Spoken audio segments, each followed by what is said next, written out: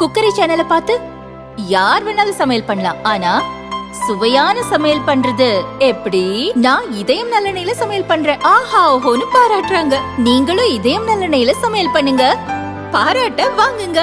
தினம் தோறும் வாங்குவே இதயம் இதயம். திண்டுக்கல் ஒட்டன்சத்திரம் அருகே உள்ள மூலச்சத்திரம் பகுதியைச் சேர்ந்தவர் ரூபன். கார் சர்வீஸ் செய்யும் நிறுவனம் நடத்தி வந்துள்ளார். சரியாக வருமானம் இல்லை. இதனால் கார் சர்வீஸ் செய்யும் குடோனை முஸ்தாக் என்பவருக்கு வாடகைக்கு கொடுத்துள்ளார். பழைய பொருட்களை ஸ்டாக் வைக்கிறேன் என்று சொல்லி முஸ்தாக் குடோனை பயன்படுத்தி வந்ததாக கூறப்படுகிறது. இந்த நிலையில் புதனன்று நள்ளிரவில் குடோனில் திடீரென தீப்பிடித்துள்ளது. குடோனுக்கு வெளியே நிறுத்தப்பட்டிருந்த 50 லட்சம் ரூபாய் மதிப்புள்ள கார்கள், 2 வீலர்கள் தீயில் கருகியது.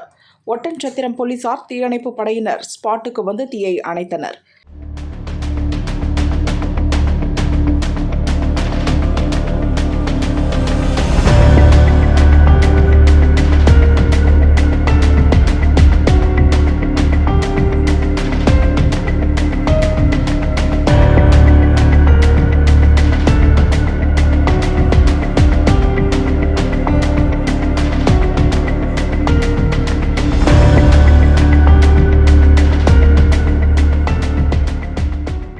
தீயில் காயமடைந்த ரியாஸ் என்பவரை மீட்டு அருகில் இருந்த ஹாஸ்பிட்டலுக்கு அனுப்பி வைத்தனர்.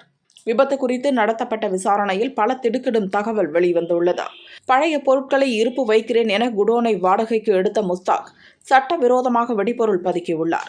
பாறைகளை உடைக்க பயன்படுத்தப்படும் ஜெலட்டின் அங்கே இருந்துள்ளது. இதனால் தான் குடோனில் சிறிய அளவில் ஏற்பட்ட தீ வாகனங்கள் எரியும் அளவுக்கு பரவியது தெரியவந்தது.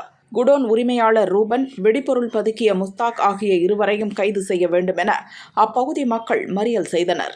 மறியலில் ஈடுபட்டவர்களிடம் பேச்சுவார்த்தை நடத்திய போலீசார் நடவடிக்கை எடுக்கிறோம் என உறுதியளித்த பிறகு அவர்கள் கலைந்து சென்றனர்.